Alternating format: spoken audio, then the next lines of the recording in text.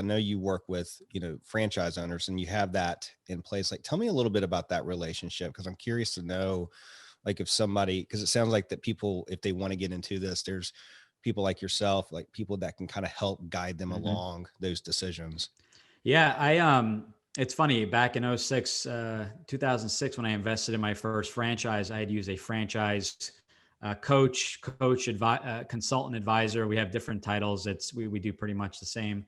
And the relationship is great. Once I found out about it, I knew right then and there, I said, this is exactly what I want to do as well. On top of owning a franchise, I want to help people invest in franchises because it's literally one of the biggest decisions. There's, or I should say investments. You have owning a home, owning a business, which may, cost you hundreds of thousands of dollars in the long run. So the role in what we do is our role has no, our services have no fee, no costs, which is nice. There's no contract. We get paid directly from the franchise companies. So similar to an executive recruiter, if you had to make a comparison. So we help you out. If you don't buy a franchise, if you buy a franchise, it's all the same. You do not pay anything. And if you went directly to the franchise company, I get this question a lot. You will still pay the exact same franchise fee because in franchising, the franchise companies are regulated by the Federal Trade Commission, so everyone has to be charged the exact same amount. So the value I bring to the table is that I will help you figure out, business ownership, if it's franchising or not, create a business model, what your ideal business looks like. And then we'll typically figure out, just say 2 or 3 franchise companies that match the model. We'll make introductions to funding companies and attorneys and things like that. But the beauty of what we do is, even after making the intro to the franchise company, you invest in a franchise, we are with you essentially for the remainder of your career. So down the road, if you need a recommendation, or so, for example, I had a gentleman invest in a franchise a few years ago, and he's in the water and smoke mitigation industry, which most people don't know. That's even franchising is even offered in that industry. And he said, "Well, do you recommend I expand by buying additional territory, or do I buy another franchise where I get to upsell my existing clientele?" So I said, "Well, they're both great ideas. There's pros and cons to both. What are you looking to accomplish?" So we sit down and have that conversation. And once again, this is a couple of years after the investment was made in the franchise. We continue to work with them. And again, no, we do not charge a fee for that service. So we're always trying to bring value to the table. We're always looking in your best interest as far as finding the best franchises that best match what you're looking for. And we do some of the work, checking if territories are available, making sure that a particular person is a good fit for the franchise, and not just by looking at a website, actually having a conversation with the franchise company.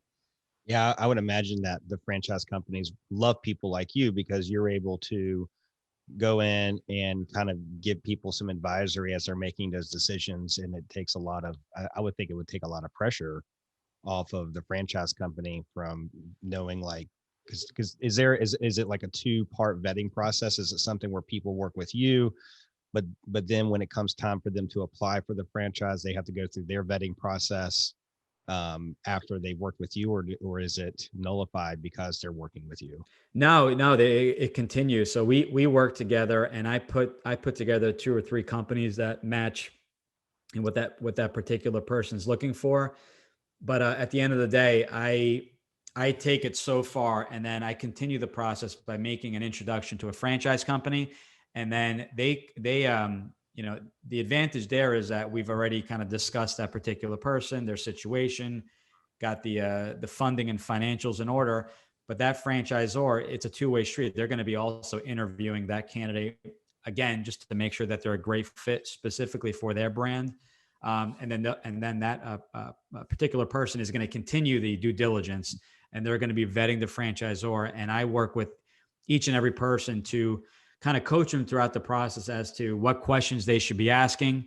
So, for example, the benefit of a franchise versus a non-franchise is that you have other franchisees you can ask the exact same questions. So, if you're with a Subway, And I mean, in Subway, obviously you have thousands and thousands of franchisees across the country, to the point where you could throw a rock and hit 2 Subways from where I live. So, so you can go directly to the owner, talk with them, have lunch, have coffee with them, and get to ask them. But you get to ask all these franchisees the exact same question: are you getting the support?